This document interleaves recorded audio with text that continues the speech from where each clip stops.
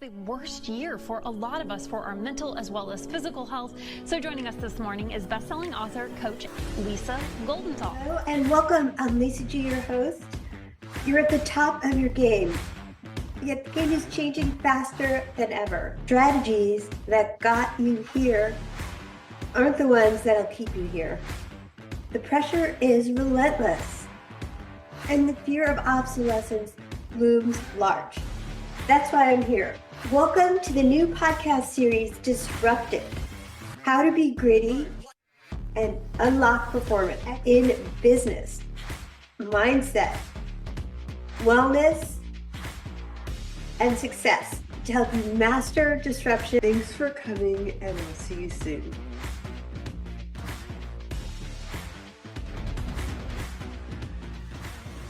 Welcome back to WholeCEO with Lisa G. Today we have a New York Times bestselling author, Forbes senior contributor, founder of Leadership IQ. He lays it all out in his new book, Team Players: The 5 Critical Roles You Need to Build a Winning Team. And I'm so thrilled to welcome to the podcast, Mark Murphy. Welcome to the show. Lisa, thank you so much for having me. It's an honor to be here. I'm so enjoying meeting you, and we're just getting started. So let's jump in and talk about why your team keeps hitting the same wall. Do you want to jump into some of that? Sure. So the big issue is that if you think about every great team, whether it's a sports team, whether it's your favorite rock band, whether it's a symphony orchestra, it doesn't matter. Every team has clear delineated roles. Everybody has a different part to play. So I grew up in Buffalo, New York, and so I'm a lifelong Buffalo Bills fan. And if you look at your typical NFL team, there's some guys that are 350 pounds, some are $160, some are 6'8", some are 5'7", some run fast, some catch, some throw it, whatever. There are clearly delineated areas of responsibility. It's a weird mishmash of all of these different talents that come together to play a unique role, and off they go to achieve this goal. Now, when we look at organizational teams, the opposite takes place. What happens is we throw a bunch of people into the room and we say, well, now we want everybody we're going to do some team building. We want everybody to be a team player. And usually that's code for, I want you to be extroverted and agreeable. We don't want like the quiet introvert types. We don't want the super smart analytical who keep to themselves. We don't want the crazy big thinkers who might ruffle a few feathers. No, we want we're going to smooth off the rough edges and be, everybody just get along and hold hands and we'll be great. And the reality is, what we found in our research is that the best teams have really 5 key roles, and it's a weird mishmash of talents, but you're going to have a director, somebody who can make really tough decisions. You're going to have a stabilizer, somebody who will be a taskmaster and keep you on track and hit your deadlines and to-dos and all that. You're going to have a trailblazer. That's somebody that's going to come up with that out-of-the-box crazy idea that might annoy some people, but necessary. You're going to have a harmonizer. That's the one that kind of smooths over the ruffled feathers. And then you're going to have an achiever. And these are the people that say, I don't need to be in charge. I just give me an assignment. Let me quietly go off in the corner and do some actual work. And so much of what we call kind of team building, and when we assemble teams, we end up getting people that are all sort of clones of one another. And the reality is that if I know that my love in life is like coming up with big breakthrough, innovative ideas, cool, maybe I'm a trailblazer. But if I don't have a stabilizer on my team, somebody to taskmaster me, somebody to keep the deadlines, keep the trains running on time, dot the I's, cross the T's, I am going to run into disaster. Or if we're on a group and everybody gets along and it's lovely, but nobody can make a decision because they don't want to upset anybody in the room, well, then we're just going to be stuck in this kind of, Sisyphean pushing the boulder up the hill forever and eternity. And we're never going to get anywhere because we don't have that one person who's capable of going, yeah, here's the hard decision. I don't care if everybody's not happy with it. This is what we're doing. And so that's kind of the big aha moment in when we were doing the research for this and when I wrote the book is that, listen, you have to have this kind of mix of talent, or everywhere else in the world, teams have a mix of talent. You cannot have a jazz band with 10 trumpeters. You cannot have a rock band with four lead singers and no guitarists. Somebody has to go keep the beat steady. Somebody has to get out in front. Somebody has to be in the back. We need this diversity of roles, or teams just don't work. Well, it makes total sense to me. I mean, if everybody is exactly the same, you're not going to be having that big thinker who's coming up with the crazy ideas and the people are getting the work done. So I love the analogy of the sports team and organizational team, and everybody has their particular role that is brilliant, brilliant. And I want to talk about the role test. I know you've done a lot of diagnostics in your book, um, and 20,000 pros and winning teams had 5 roles, and we already talked about them. Do you want to dive deeper into those roles? Yeah. And so one of the things we discovered, let's say you have a work team of, let's say 8 people, for example. That's kind of the size of a average size of a typical corporate work team. But Right. if you have 8 people, one of the things we discovered is not only do you need those 5 roles, but there are certain roles that if you have too many of, your team is a nightmare. And if you don't have enough of them, your team's going to be in trouble. So, for example, a team, a normal sized team, really can't have more than one, two at the absolute max directors. You cannot, we've all been in meetings where there's like 4 or 5 people who all think they should be in charge. And they're all trying to like make decisions and they're talking over each other. And it's like, just this huge ego contest, which is the nicest way I can put it. And it's just an absolute nightmare because you have people who are just in competition with each other. Like Yeah. a team can handle like one, maybe 2 directors. A team can handle one, maybe 2 trailblazers. Because if you have a room full of just all out of the box innovative thinkers, it's great. It's going to be fun, but nothing will get accomplished. But Right. but you can have a couple, you could have 2 or 3 achievers, people that are like, listen, just give me an assignment. Let me roll up my sleeves and, we'll be good. You can have 1 or 2 harmonizers and be fine, 1 or 2 stabilizers who keep you on track. But one of the things that happens is a lot of organization, CEOs in particular, will say, well, we need, just get all the stars. We just need a dream team.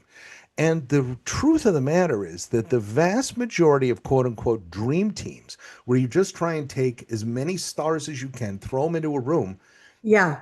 fail miserably because they end up competing with each other. They end up overlapping, competing with each other.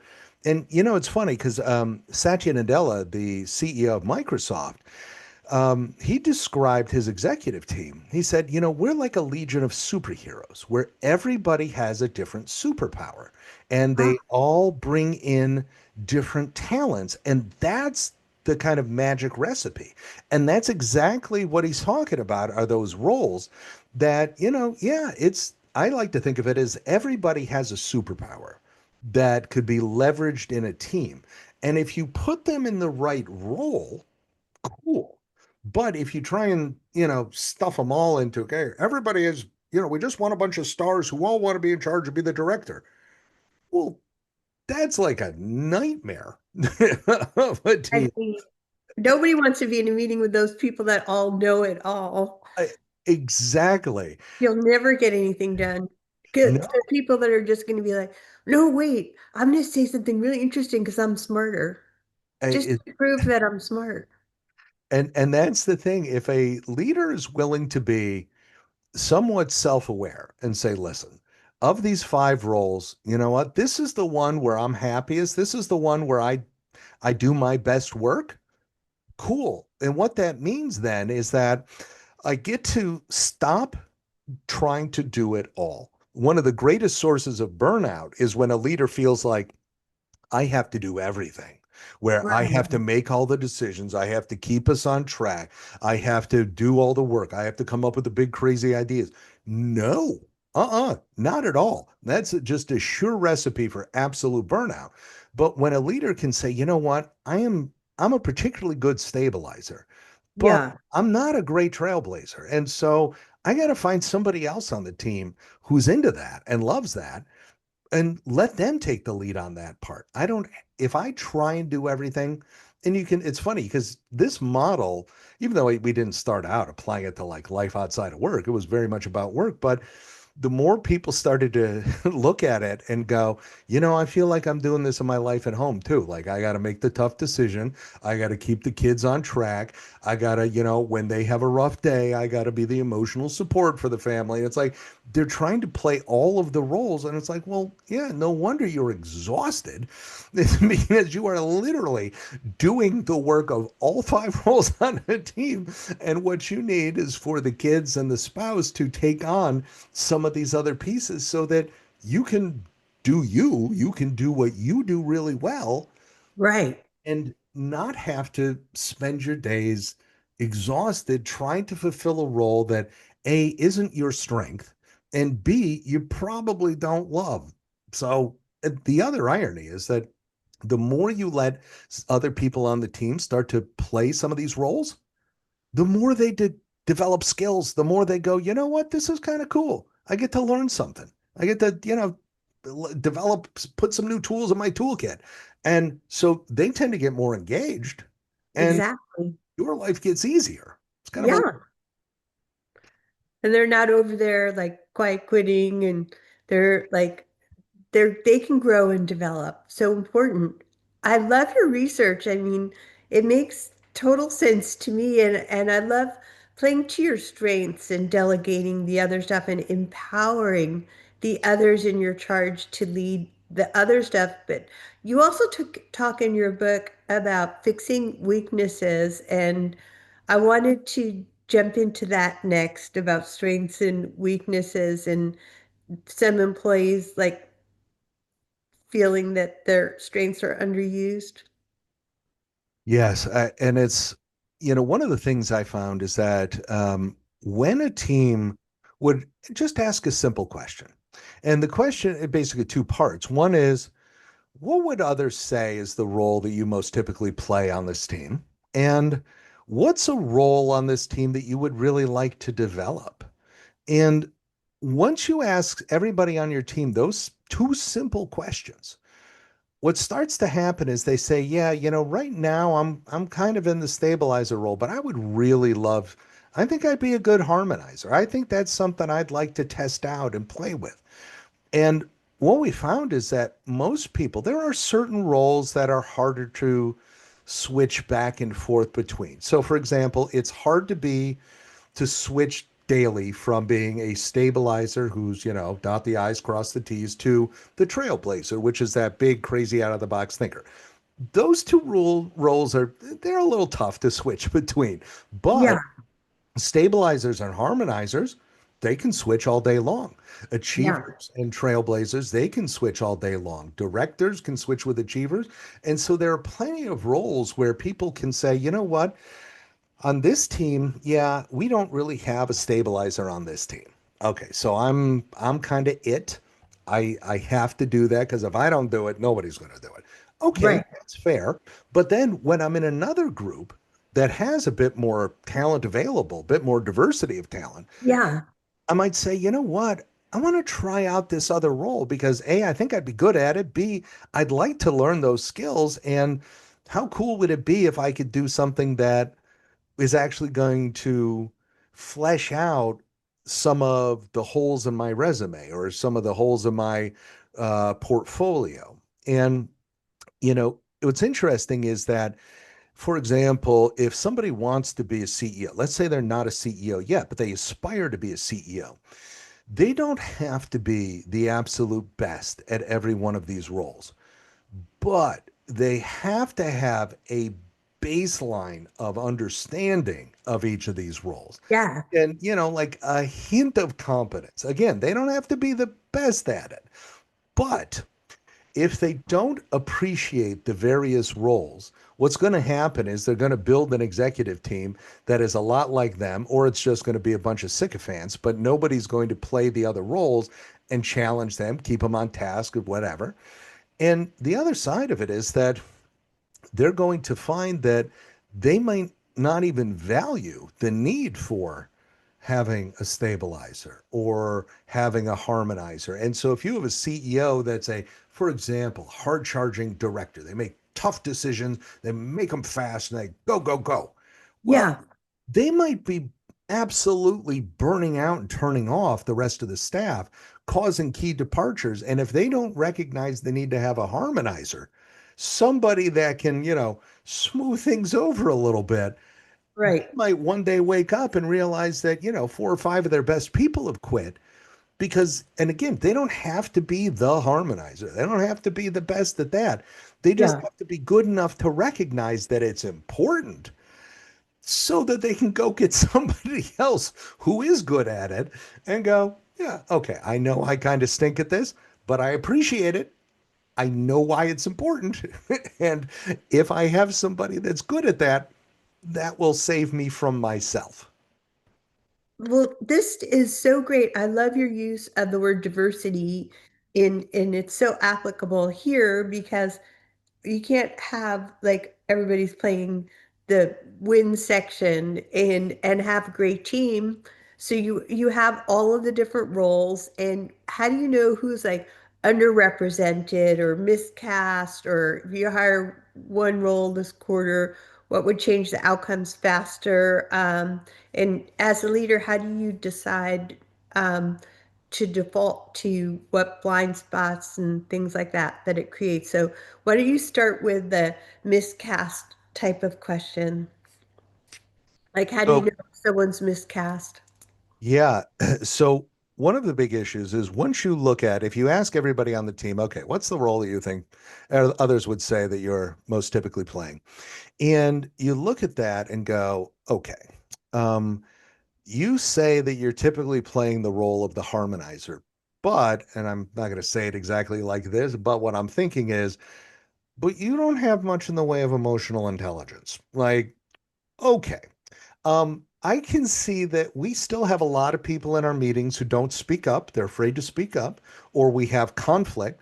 Well, that's a big warning sign that we don't really have a harmonizer fulfilled. If we find that we're unable to make a decision, or one simple test is if you find yourself having the same conversation in your team week after week after week, if you find that's happening more than 2 or 3 weeks in a row, you probably don't have a director. You may have somebody who thinks they're the director, but they're not doing a good job at it because you keep surfacing the same thing. If your team is missing deadlines or it's everything is at the last minute and everything is a rush job, well, that tells you that's your warning sign that you probably don't have a good stabilizer. If you are finding that your group, your team is talking about the same issues this month that it was 12 months ago, well, it tells you you probably don't have a trailblazer because you're rehashing the same stuff. There's no new ideas. And if you find that when it comes time to actually produce that report for the board, and you go, okay, well, who's going to take point on actually making the report? And everybody just kind of stares at each other and nobody raises their hand. Well, it tells you you probably don't have an achiever because you have nobody that is really willing to, raise their hands and go, hey, I'll do it. That's what I love to do, anyways. So, one of the big things for a leader is to, if you just go through those warning signs I just outlined and you go, okay, I can kind of see that second one where we're constantly missing deadlines or wait until the last minute on everything. That sounds like us. We probably don't have a stabilizer. Then your next task is to basically say, okay, looking at my team, if I don't have, I'm going to ask who really loves the idea of dotting the I's, crossing the T's, managing the deadlines, the to-do list, the Gantt charts, all of that. If I don't have somebody that instantly raises their hand, then my next step is going to be either to look at the person on the team I think would be best at it and ask them, basically say, listen, there are some key roles on this team. And one of the ones we're missing right now is this stabilizer thing, the to-do list, the deadlines, all of that. Would you be willing to take this on for the next 3 months or so and see how you like it? The team really needs it. I think it'd be good for you. I think it'd be a good fit for you. Let's try it out for a bit. Now, if 3 months goes by and the person isn't succeeding, well, then that tells you that your team has a legit hole. And that means your next hire is going to have to be somebody with that kind of skill set, who's able to play that role. And, it's funny, I see this a lot with like startup CEOs, for example, who don't always recognize this is what I'm good at. And it's why it really starts with self-awareness to go, here's what I'm good at. Here's what I'm terrible at. And these are the roles I love. These are the roles I hate. And I got to go find somebody who fills the roles that I'm not good at or that I hate. When Larry and Sergey founded Google, their first mega hire was Eric Schmidt. And he was the first real CEO of Google. And the way Eric Schmidt described himself is the adult supervision. And he would say, listen, I got hired into this company where it's all these crazy innovative people, the trailblazers, basically. Right. And they had no plans, no nothing. It was just a bunch of brilliant people. They were like grad students with no deadlines or accountability.